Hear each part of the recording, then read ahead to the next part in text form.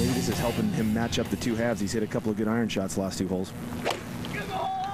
Well, the tension's gone back out of his arms the last few swings. Yeah, get in! Beautifully done.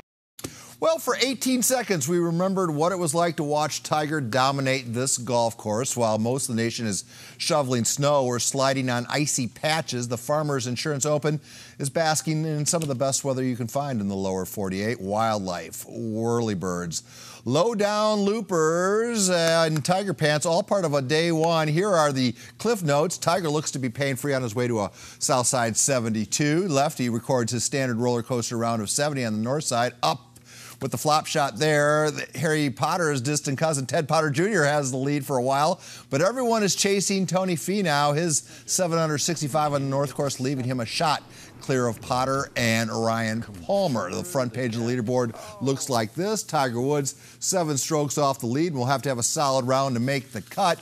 Speaking of Mr. Woods, yeah, it was that shot at 16 that is the talk of the tournament so far. Tiger's 6-iron. And, you know, for just a little while there, we were not surprised that he hit it that close. Remember? It used to happen all the time. Charlie and Pat both hit 6-irons. I knew it was a good 6-iron for me. Just tried to throw it up in the air. Anything that lands over the bunker is going to be fine. And I hit a good one. It was up in the air, soft, and we're just listening for some noise because I hit it the way I wanted to. I hit it the shape and traj, and from the replay, it looked like it almost went in. KUSI golf analyst Don King was back in the studio for another season. Naturally, our conversation revolved around Tiger Woods. We'll start with a Tiger Woods post-round observation. Closer, and we got the better of the 2 greens tomorrow, so we'll see what happens. He made one interesting comment in that interview talking about how the north side had the better greens. That struck me as odd. Well, what was that about? Well, it's got to be something to do with maybe the south side was a little more bumpier. The north side's newer, but wait till he gets out there tomorrow. Those greens were... Oh, hear what you wish for, right? Tell the people, you got 10 seconds. Who's going to win the tournament? Well, I wish he wasn't leading right now because I liked him from the start. I like Tony Finau. I really do.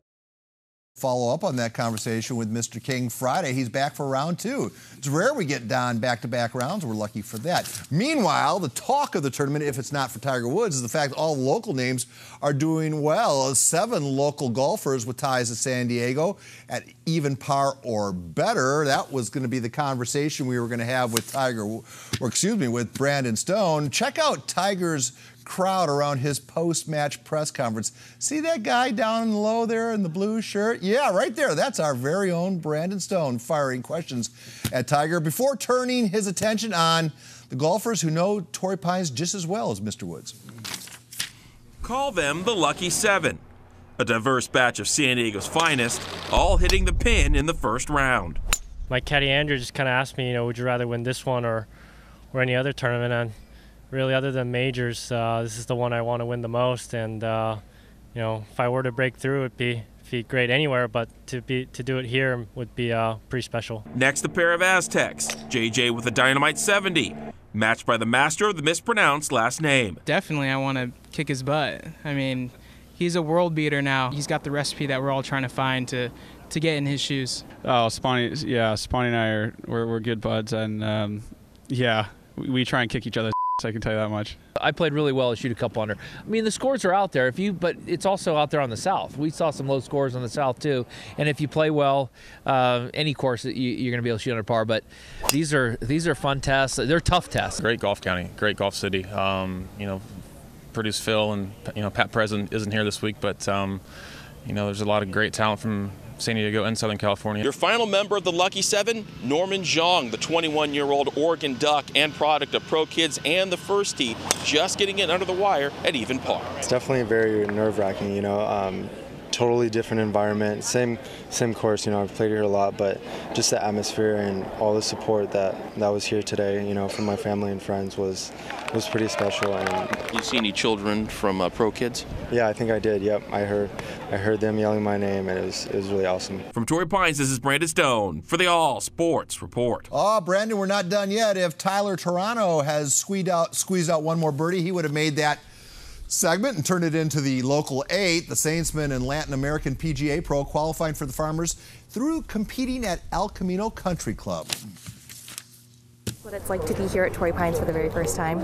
You know, growing up here, I used to come here all the time, and it's kind of like a dream come true to come out here and play on my home turf. Get the, I have a big crowd out here and family and friends. They get to come out and support me, and honestly, I couldn't ask for much more. I know the course really well, and it's just a great, beautiful day, and you can't complain being out here at all. Tell us about your time on the Latino America tour.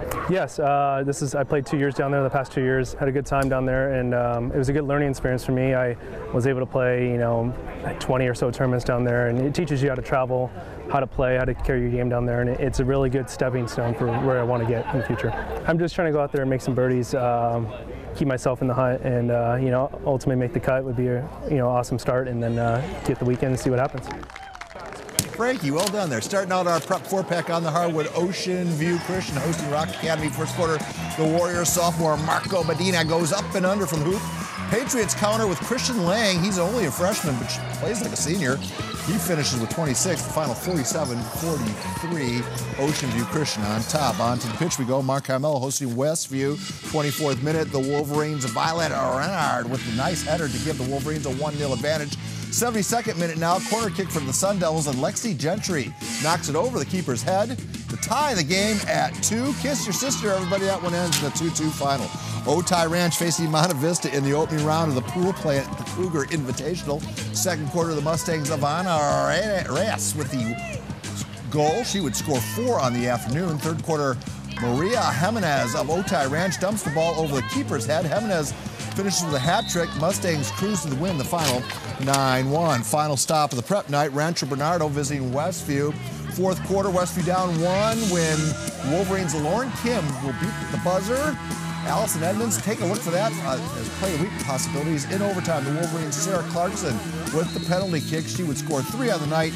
Wolverines winning a thriller, the final 6-5. We take a quick break, but when we come back, USD hosting the Broncos of Santa Clara, and Trevor takes the Hall of Fame show to the Big Apple. The ASR is coming right back.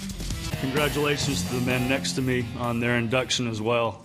I'm humbled by their presence and congratulate them on their enshrinement.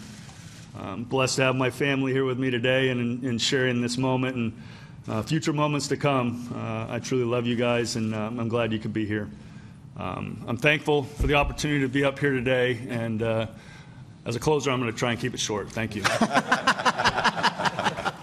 Trevor Hoffman's Hall of Fame tour taking him east Thursday. The Padre closer meeting with the old media at the St. Regis, New York in the Big Apple. Hoffy's induction, just one of the topics we discussed with Chris Ello.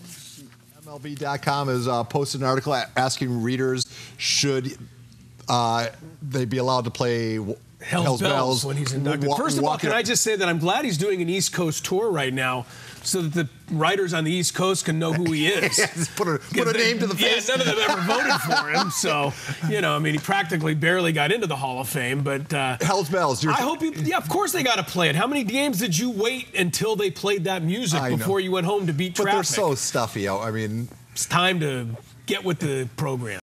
And here's the viewers' response. 52% of you responding, yeah, they should be able to play Hell's Bells as he walks up to do his induction speech this summer. Lamont Smith's Toreros hosting Santa Clara Thursday night. First half, Isaiah Pinero will grab the rebound and go coast to coast and somehow finds the net before he heads up the floor. He ends up on the floor. He scores 11. Later on, it's Olin Carter III keeping the ball inbounds.